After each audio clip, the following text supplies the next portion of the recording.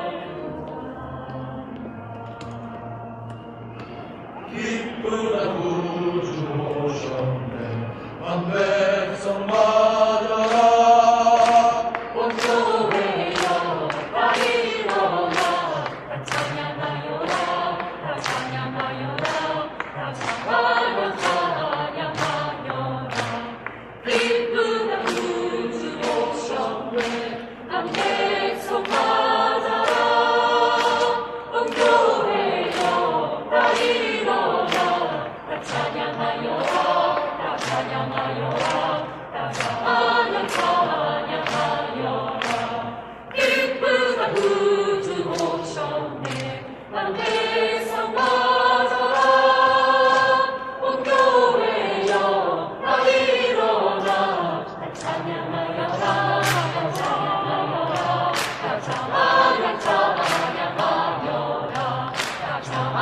찬양하여라 찬양 찬양하여라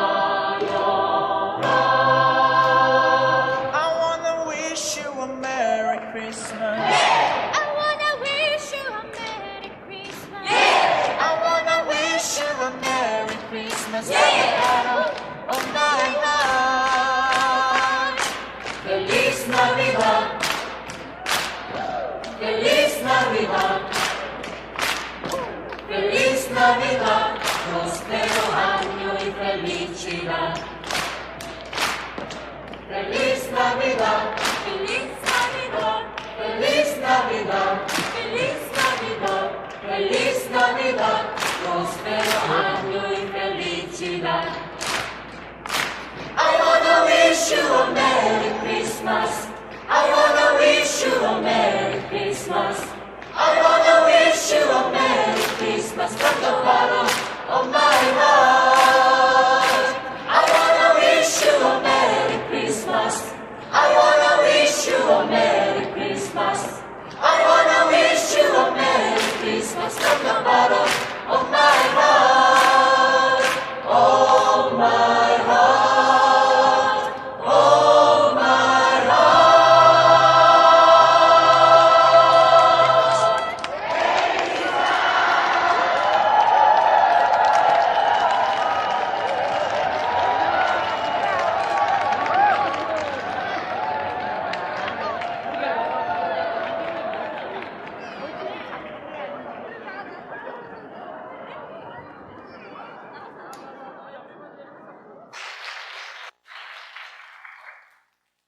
원래 플래시몹이라는 말은 일정 다수 사람들이 한 곳에 모여서 노래를 부르거나 어떤 동작을 하고 흩어지는 모습입니다. 성탄절날 이 서울역에 모여서 정말 잔잔한 감동을, 여러분 영상을 보신 분은 알겠습니다만은 참 많은 사람들이 저기도 모르게 구경하며 사진 찍으면서 입술로 노래를 따라하는 것을 보았을 겁니다. 저들에게 누구에게나 영혼의 부유함과 영혼의 사모함이 있다는 것을 보았을 겁니다. 저는 올해 마지막 설교를 하면서 잔잔한 감동, 여러분 감동이 되셨습니까? 성가대 감동이 되셨습니까? 우리 안에 이런 놀라운 찬양이 그치지 않기를 바랍니다. 이 세상은 보통 학자들이 세 가지의 세계관이 있다고, 시간관이 있다고 얘기합니다. 첫째는 바로 윤회적인 원을 그립니다. 원, 불교나 회교의 교리는 이 원을, 다시 말하면은 모든 사람이 다시금 태어난다, 돈다고 얘기하는 것입니다. 기회가 다시 온다고 말하는 것, 윤회설을 말합니다. 두 번째는 변증법적인 것을 말합니다. 역사는 발전한다, 정반합, 세모형입니다. 또 합이 있으면 또 반이 있고, 또 여러분들 또 다신 것이 정반합, 계속 발전하면 역사는 투쟁한다고 말하는 사람들, 공산주의들은 변증적인 이야기를 합니다. 그러나 기독교적인 시계관은, 세계관은 여러분 한 선을 긋습니다. 오늘은 또 없습니다. 여러분들 오늘은 또 주어지지 않습니다. 종말론적인 시계관, 더 쉽게 말하자면 하나님의 역사 시간은 오늘이 우리에게 또 주어지는 것이 아니라 계속 전진해 나가며 오늘의 역사는 나중에 분명히 하나님의 약속 앞에 쓴다는 것, 이게 기독교에서 말하는 종말론적인 시계관입니다. 오늘 모세는 우리에게 특별히 시편 90편을 통하여 하나님, 우리 인생들에게 우리 나를 계수할 수 있는 지혜를 주시옵소서. 여러분, 날 모르는 사람이 어디 있어요? 올 한 해를 마무리 지으면서 여러분들에게 과연 나는 어떻게 인생을 살아가는가, 내 인생의 의미는 무엇인가를 오늘 본문의 말씀을 통해 세 가지로 살펴보기를 원합니다. 첫째, 인생의 의미입니다. 저는 여러분에게 오늘 설교하면서 첫 번째 수수께끼를 드리겠습니다. 매일 은행에서요 86,400불을 여러분 통장에다가 매일 하루에 입금시켜 줍니다. 근데 특징은 이것은 그날 써야 됩니다. 절대 그 다음날 쓸 수 없습니다. 내일도 우리에게 86,400불, 이거 엄청난 돈입니다. 이 돈을 여러분 통장에 넣어줍니다. 그런데 내일 받을 것은 오늘 쓸 수 없습니다. 이스라엘 백성들이 광야 생활할 때에 만나를 먹지 않습니까? 새벽 이슬과 함께 매일마다 하나님 만나를 주십니다. 그런데 안식일 전날은 꼭 2오멜을 줍니다. 근데 그날은 썩지 않아요. 근데 평일날은 욕심부리면 이 오멜은 썩어버리고 맙니다. 그거 무엇인지 아십니까? 매일마다 여러분 통장에 86,400불이 매일매일 똑같이 입금돼요. 이 뭔지 아세요, 여러분들? 시간입니다. 세월입니다. 초로 따지면은 84,024시간은 여러분 86,400초입니다. 매일마다 우리에게 하나님이 우리 공짜로 주시는 이 땅의 시간들입니다. 이것을 어떻게 누리며 살아가느냐, 이 시간을 어떻게 내가 간직하며 살아가느냐, 이 시간은 결코 다시 오지 않습니다. 그래서 성경은 우리에게 말합니다. 에베소 성경은 말하기를 너희는 세월을 아껴라. 때가 악하기 때문에 세월을 아끼라고 우리에게 말씀합니다. 보통 사람들이 임의로 썼습니다만 1945년 대시, 2012년 여러분 가운데 대시라는 게 있잖아요. 이 뜻이 무엇입니까? 1935년에 태어나서, 이건 의미 없는 그냥 숫자입니다. 대시가 있어요. 2012년 이때까지 살았다, 쓰여 있는 글자예요. 우리 인생이라는 것은 한 줄 대시에 불과합니다. 태어나서 이 땅에 죽는 날, 그 가운데 내 인생의 대시는 어떻게 살아가느냐, 이것이 인생의 의미라는 거예요. 대시는 우리 인생의 의미라는 것입니다. 아펜셀로라는 감리교의 장, 우리나라에 와서 감리교 선교사로 초대 선교사 사명 감당했던 아펜셀로는 그 묘비에 이렇게 써 있습니다. 이 땅에 섬기기 위해 온 분, 그리스도를 사랑하기 위해 나는 이 땅에 섬기러 왔다. 난 이 심장을 우리나라 땅에 묻은 사람, 아펜셀로 묘비에 가면은 나는 이 땅에 섬기러 왔노라, 이렇게 써놨습니다. 김아란 박사라고 있습니다. 이화여자대학교 총장, 우리나라 교육부 장관을 지나신 분, 그분은 우리나라 최초 여성 박사입니다. 여러분, 이화여대 총장, 별의별 수식어가 많습니다. 근데 그분은 마지막 임종할 때에 그 묘비에다 이렇게 말했습니다. 다른 거 어느 박사, 어느 총장 다 필요 없다. 이것은 하늘나라에 가서 아무것도 아니다. 데살로니가 전서 5장 16절의 말씀, 항상 기뻐하라, 쉬지 말고 기도하라, 범사에 감사하라, 이 뜻을 위해 살았던 여인이 여기 묻히다. 여러분, 과연 인생을 떠날 때 여러분의 대시는 어떻게 기록되기를 원하십니까? 여러분의 묘비에는 어떤 사람으로 기록되기를 원합니까? 세상에 돈 많이 버는 사람, 위인들은 이 땅을 떠날 때 모두가 다 자서전을 남기길 원합니다. 그런데 성령의 사람, 하나님을 만난 사람은 위대한 자서전을 남기기보다는 위대한 인생 고백록, 참회록을 쓰는 사람이 성경의 사람입니다. 우리의 죄를, 우리의 연약함을 하나님 앞에 고백하며 떠나는 사람이 바로 대시의 인생을 사는 우리 인생의 삶이라는 것입니다. 창세기 5장을 읽어보면은 성경에 이 사람들의 연수, 그때는 900살이 넘게 살았어요. 여러분, 아브라함도 930세를 살았습니다. 라멕도 777살, 셋도 912. 근데 성경에 보면 노아의 홍수 이후로 워터층이 파괴내면서부터 인간에게는 생명이 급격히 감소됐습니다. 성경에 기록된 창세기 5장에 누구는 몇 세 살고 무드셀라는 제일 오래 산 사람이에요. 969세를 살았다고 성경이 기록해요. 그런데 여러분, 그 절에 5장에 나오는 제일 많은 단어가 두 단어예요. 낳고 죽다는 거예요. 행여나 여러분 인생을 살아가면서 낳고 죽은 것으로 여러분의 인생을 끝내시렵니까? 정말 인생이 왔다가 그냥 가는 것으로 끝나버리는 것이 우리의 삶입니까? 올 한 해를 마무리 지으면서 우리 인생 속에 우리의 대시는 어떤 삶으로 살았는가를 여러분 스스로에게 물어보시기를 바랍니다. 우리가 잘 아는 이대 이화여대학교 교수로 지냈던 이효령 박사님, 그분은 노년의 세례를 받고 이제는 지성에서 영성의 사람으로 변해서 많은 글을 쓰고 있습니다. 그분이 얼마 전에 컬럼 가운데 이런 글을 썼어요. 기적이 문화. 참 재밌어요. 그래서 무슨 글인가 읽어봤더니 내용이 이거예요. 이 땅에 태어나는 사람들은 누구나 다 두 가지 옷을 입고 태어난대요. 태어날 때 이 옷을 입고 죽을 때는 이 옷을 입는데요.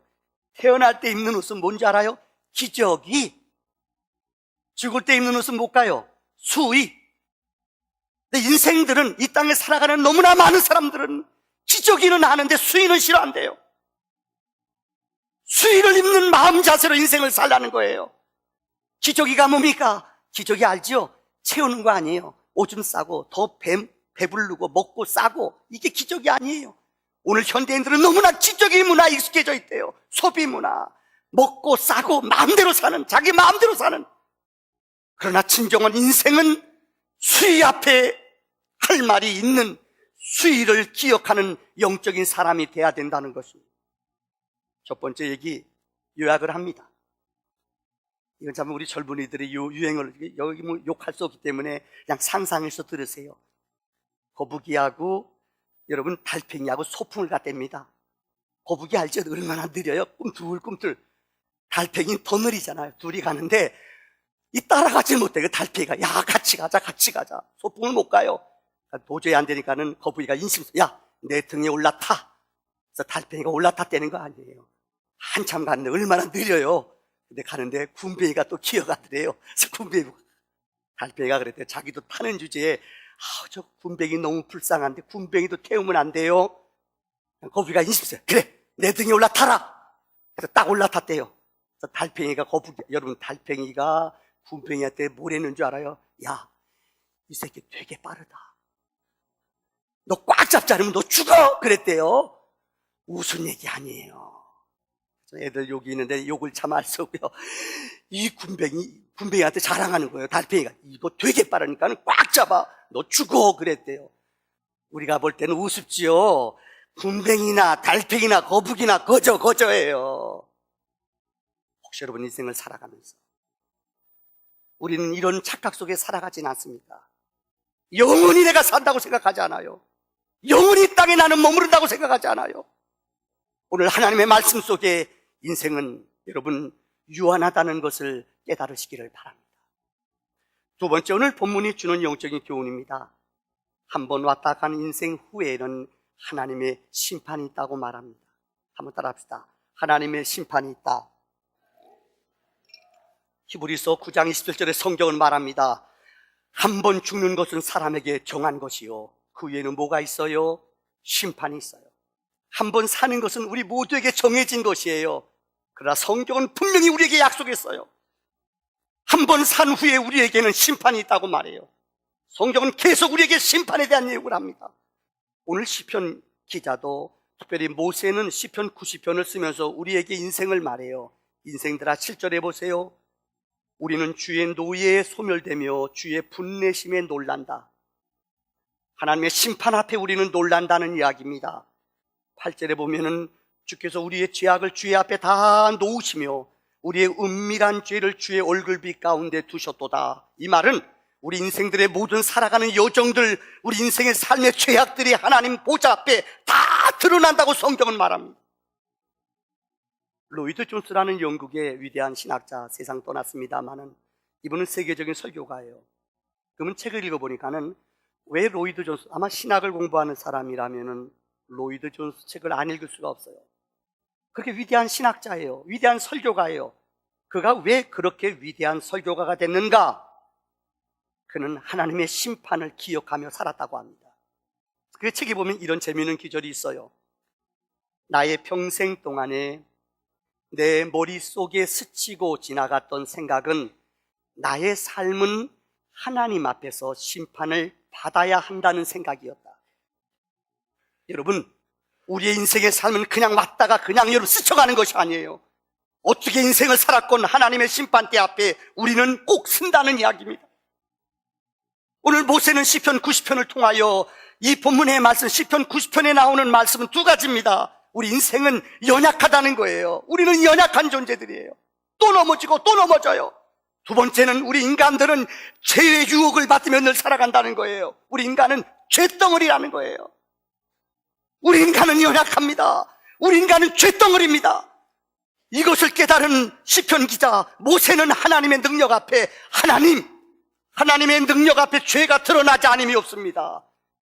내 무능함과 내 연약함 속에 하나님 은혜 앞에 두려움으로 살아갑니다. 즉 자기의 연약함과 내 연약한 모습은 죄덩어리임을 하나님 앞에 고백하는 것이 모세의 고백이라는 것입니다. 성경에 가장 많이 나오는 단어가 심판이랍니다. 한 번만 나와도 성경은 1.1획 하나님의 그 약속을 이루셔요. 근데 성경에 정말 너무너무 많이 나오는 단어들이 심판이란 단어예요.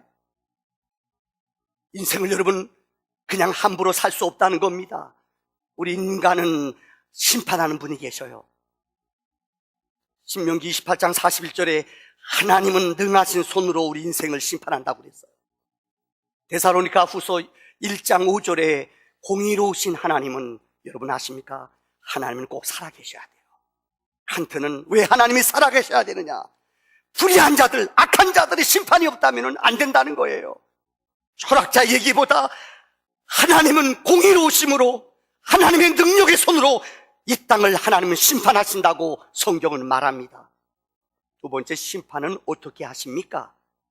다니엘서 7장 10절에 하나님은 심판책을, 마지막 때에 하나님 나라 갈 때 심판의 책을 펴놓고 우리의 행위대로 갚으신다고 말했습니다. 요한복음 12장 48절에 마지막 때에 하나님의 말씀을 기준으로 해서 우리를 심판한다고 말했습니다. 디모데전서 5장 24절의 말씀에 우리의 죄를 밝히 드러내며 하나님 우리의 죄를 다 기억하신다고 말씀했어요. 설마 하나님이 기억하실까? 그런 말 하면 안 돼요. 전능하신 하나님, 시퍼렇게 살아계신 하나님은 우리가 은밀히 행하는 것들도 하나님은 기억하신다고 말씀했어요. 계시록 20장 13절에 자기가 행한 대로 하나님은 꼭 기억하시며 갚으신다고 말했어요. 그래서 죽었다 깨난 사람들을 조사해 봤더니 너무너무 놀라운 게 마이크로필름처럼, 마이크로필름 아십니까? 그 엄청난 방대한 책도 마이크로필름 안에 다 들어갑니다. 죽었다 깨난 사람들 고백하는 얘기를 들어보면은 너무너무 신비한 게 우리의 죄목들이, 우리가 살아온 과정들이 필름처럼 하나님 앞에 쫙 드러난대요. 그래서 우리가 놀랐대요. 아니 이것까지 기억하시는가? 세 번째는 심판을 받는 사람이 누군가? 이사야 59장 18절에 악을 행하는 자들, 성경의 악은 하나님을 모르는 것을 말합니다. 불의하고 못된 짓 하는 것도 악이지만 제일 하나님이 싫어하는 악은 하나님 앞에 나오지 않는 것, 하나님의 말씀을 믿지 않는 것, 하나님의 백성답게 살지 않는 것, 이것이 성경은 악이라고 말해요. 에레미야 1장 16절에 우상을 숭배하는 자, 에스겔 18장에 회개하지 아니하는 자, 디모데전서 5장에 믿음을 저버린 자들, 베드로후서 3장에 경건치 아니한 자들, 히브리서 13장에 음행한 자들과 간음한 자들, 하나님이 꼭 기억하신다고 말씀하세요. 여러분, 우리 인생이 아무렇게나 살아도 되는 게 아니라는 것입니다. 하나님이 어느 때 심판하신다고 성경은 말하는 줄 아십니까? 전도서 3장 17절에 하나님이 정하신 때에 하나님의 심판이 이루어집니다. 마태복음 16장 17절에 인자가 아버지의 영광 중에 다시 오실 때에 심판대에서, 백보자 심판대에서 우리를 심판한다고 말했습니다. 히브리서 9장 11절은 죽은 후에 우리의 영혼이 육신과 만나 하나님의 심판대 앞에 선다고 성경은 말합니다. 그러면 다섯 번째 마지막, 심판을 면하려면 어떻게 해야 되는가? 시편 64편에 말합니다. 하나님의 행하시는 일을 너희는 깊이 생각하라고 말하십니다. 시편 119편 120절에 주의 판단을 두려워하라. 전능하신 하나님의 능력 앞에 너희는 두려움으로 살아가라. 시편 143편은 우리가 기도함으로, 요한복음 12장 48절에 하나님의 말씀을 받음으로, 다시 말하자면 심판을 면하려면은 예수의 보혈의 능력을 믿으며 그 예수의 보혈의 은혜 앞에 우리가 그 능력과 피를 의지하며 믿음으로 나올 때에 우리의 죄를 주님이 사하여 주시는 줄을 믿습니다. 제가 열거했습니다마는 성경은 우리에게 심판에 대한 내용을 계속 얘기합니다. 올 한 해를 살아가면서 행여나 우리의 가정에서, 여러분 교회에서, 우리의 공동체 속에서 하나님의 백성답게 살지 못했던 우리의 죄악들을 토해내는 거룩한 회개가 있어지기를 주의 이름으로 축원합니다. 마지막 결론입니다. 오늘 솔로몬은 우리에게 이렇게 말합니다. 하나님, 우리에게 우리날 계수할 수 있는 지혜를 주세요. 지혜로운 마음을 주세요. 이렇게 기도했습니다. 이 말이 무슨 말입니까? 우리 인생을 살아가면서 하나님 나에게 지혜를 주는데 어떤 지혜? 내 나를 계수할 수 있는 지혜. 여러분, 이 땅을 살아가면서 우리는 유한하다는 걸 알아야 돼요. 나도 심판대 앞에 쓴다는 걸 알아야 돼요. 하나님 앞에 대답할 말이 있어야 돼요. 셰익스피어라는 철학자는, 아마 셰익스피어라는 문학가는 이렇게 말했습니다. 그가 위대한 글을 쓰고 싶어하는 많은 제자들한테 너희들이 진짜 위대한 글을 쓰기 원하느냐? 그분이 유명한 말이에요. 성경을 읽어라. 내 영감과 내 묵상은 성경을 많이 읽어서 그런 지혜를 얻었다고 말해요. 그분이 노년에 그 책에 이런 말을 했어요. 사람마다 자기 나이를 바로 세는 사람이 없다. 더 쉽게 말하자면 나이값을 못한다는 거예요. 우리 어릴 적에 어른들이 그러잖아요. 야, 이 녀석아 좀 나이값 좀 해라 그러잖아요. 나이값을 못해요. 이걸 영적으로 얘기하자면 여러분, 믿음의 분량 좀 10년 예수 믿고 20년 예수 믿으면은 성숙한 믿음의 사람답게 행동해야 돼요. 근데 은지 어른인지 영적인 자라남이 없어요. 그 미숙아예요. 얼마나 부끄러운 삶입니까? 영적으로 자라나지 않아요. 영적으로 성숙하지 않아요. 이거 불쌍한 삶이에요. 이제 좀 나이가 들었고 영적으로 자라나면은 믿음도 영적인 성숙도 이제는 성숙한 믿음의 사람이 돼야 된다는 거예요. 옆에 사람 보고 인사합시다. 나이값 좀 합시다. 자, 찔려야 될 사람 찔리지 않고 옆에 사람한테 큰 소리 치네요. 자, 겸손한 말 다시 한번 나이값 좀 합시다.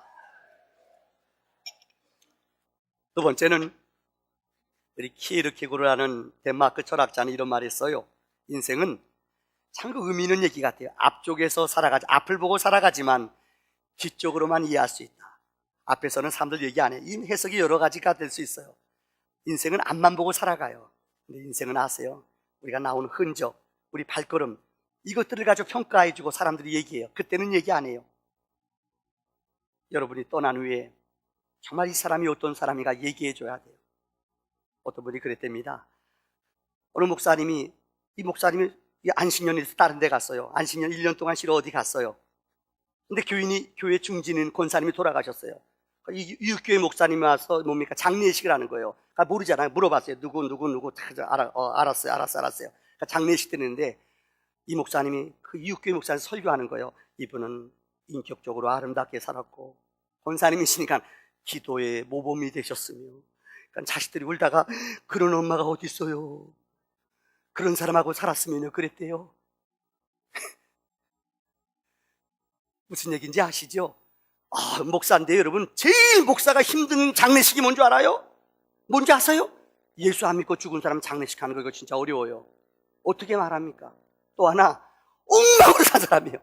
엉망으로 산 사람이 있고, 장례식 할 때 이 사람은 엉망으로 잘 12번 인생을 살면서 12 곱하기 12 제곱승으로 삐지는 사람이었습니다. 이런 말 못하잖아요. 제발 좀 이 세상 떠날 때에 할 말씀 있게 떠나세요. 제가 지금도 안 잊혀지는 어느 장로님은 이 세상을 난 이제까지 그런 것 본 적이 없어요.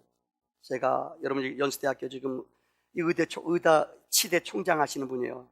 치대 학장 하시는 분이에요. 그 아버지가 이창승 장로님이에요. 장례식장 찾아갔어요. 근데 그때 군의관이었던 사람들이 같이 많이 모였어요. 얼마나 20년 넘었는데도 그렇게 많이 모여들었어요. 근데 장례식장에서 난 이제까지 장례식장에서 그렇게 많이 교인들이 우는 건 처음 봤어요. 장로님이 돌아가셨는데 교인들이, 권사님, 다른 장로님들이, 목사님도 그렇게 장례식 하면서 우셔요. 이렇게 좋은 장로님을 내가 살아가는 동안 또 만날 수 있을까요? 감동됩니다. 얼마나 인생을 아름답게 살고 감동 있게 살았는지, 이런 멋진 장로님을 주신 하나님 감사. 목사님이 우시니까 장로님들도 흐느끼는데 남자들도 울어요. 어지간하면 남자들은 장례식에서 잘 안 울거든요. 여러분, 정말 일상을 떠날 때 울어줄 사람이, 감동 있는 울음이 여러분 삶 속에 있어야 된다는 거예요. 여러분들, 이 세네카라는 로마의 철학자 세네카는 이런 말을 했어요. 인생은 짧은 이야기와 같다. 중요한 것은 그 길이가 아니라 그 값어치다. 인생은 정말 여러분 지혜로운, 나를 계수할 수 있는 지혜가 있어야 돼요. 떠난 다음에 진정한 의미를 아는 삶이 있어야 된다는 거예요. 어느 무명의 묘 설교를 준비하다 봤더니, 어느 자료에 봤더니 이런 말이 나와요. 어떤 무명의 묘에 이런 글이 써 있대요. 나도 전에는 당신처럼 그 자리에 그렇게 서 있었어. 두 번째 줄에는 나도 전에는 당신처럼 그곳에 서서 그렇게 웃고 있었어. 이제 당신도 나처럼 죽을 준비나 하시오. 웃지요? 여러분, 언젠가 서서 그냥 웃고, 여러분 서서 그냥 구경할 자리에 있죠? 조금만 지나보세요. 여러분도 이제는 그 들어갈 준비해야 된다는 거예요. 미련한 인생들은 준비를 잘 안 한다는 거예요. 신성 로마 제국에 프레드릭이라는 왕이 있습니다. 이분의 얘기를 드리고 설교를 마치려고 합니다. 이 프레드릭 왕은 신성 로마 제국에서 가장 악랄한 왕이 없습니다. 얼마나 악랄했느냐? 하여튼 백성들 자기 피유 건드리거나 자기 마음한테 충직한 가난한 부하들 죽여요. 무서워서 벌벌 철권 정치예요. 그렇게 무서운 사람이 프레드릭 왕이에요. 누구도 말을 못해요. 내가 왕인데 누가 나한테 말을 해? 로마라는 나라가 얼마나 거대합니까? 그 나라 왕인이 얼마나 힘이 세요. 누구도 끔쩍 못해요. 혹시 여러분 가운데 프레드릭 왕같이 재앙으로 군림하는 분들 계셔요? 좀 찔리세요. 내 문제는 전혀 찔리지 않고 땅인데 이거 생각 묵상해요. 그러면 안 돼요. 잘 기억하세요. 프레드릭 왕이 그렇게 자기 마음대로 살았대요. 어느 날 이 사람이 꿈을 꿨는데 꿈속에서 우리말로 말하면 누가 자기 영혼을 데려가더래요. 끌려가는 거예요. 너무너무 겁이 나더래요. 막 살려달라고 막 발버둥 치는데 깨났어요. 근데 깨나는 순간에 딱 자기 머릿속에 숫자가 끌려가면서 6자라는 숫자가 딱 나타났대요. 이게 뭔가 고민하는 거예요. 6자가 뭔지 모르잖아요. 6자가 뭔지 모르기 때문에 물어봤어요. 이게 뭡니까? 라는 기도 많이 하는 이 로마 황제 그 안에 있는 사역하는 목회자가 그랬대요. 하나님이 당신에게 앞으로 6일 동안 남은 생애가 6일이라는 것을 가르쳐준 사인입니다. 그 사람이 정신을 차린 거예요. 못되게 살고 너무나 지 맘대로 살았거든요. 엉망으로 살았거든요. 6이라는 숫자가 뭔가 그래도 돼요. 앞으로 6일 동안 남았다. 이때부터 이 사람이 프레드릭이 마음을 고쳐먹었어요. 그래서 자기가요 곡간을 열어서 가난한 백성들에게 식량을 나눠줬어요. 두 번째는 선정을 베풀었어요. 다시 말하면 부하들을 다시 불러다가 이야기도 들어주면서 여러분 그들에게 선정을 베풀고 선행을 베풀었어요. 또 민정시찰도 나갔어요. 한 번도 그런 적이 없어요. 사람들이 놀라는 거예요. 왜 안 하던 짓 하나 6일 밖에 안 남아서 죽으려고 나보다. 또 기도도 해요. 예배당에 가서요 평생 해보지 않은 기도도 해요. 6일이 지났는데도 살아났어요. 이 사람이 신나는 거예요. 이상하다. 또 찾아갔어요. 아니 목사님 6일 만에 죽는데는 나 안 죽었어요. 그러니까 목사님이 그랬대요. 6일이 아니라 6개월인가 봐요. 그렇죠. 6개월 동안 열심히 살았어요. 6개월 동안 열심히 선행을 베풀고 민정시찰도 나가고 기도도 열심히 했어요. 6개월 동안에 또 안 죽었대요. 또 살한 거예요. 또 살았어요. 그래서 또 물어봤어요. 어떻게 된 거예요? 그러니까 그랬대요.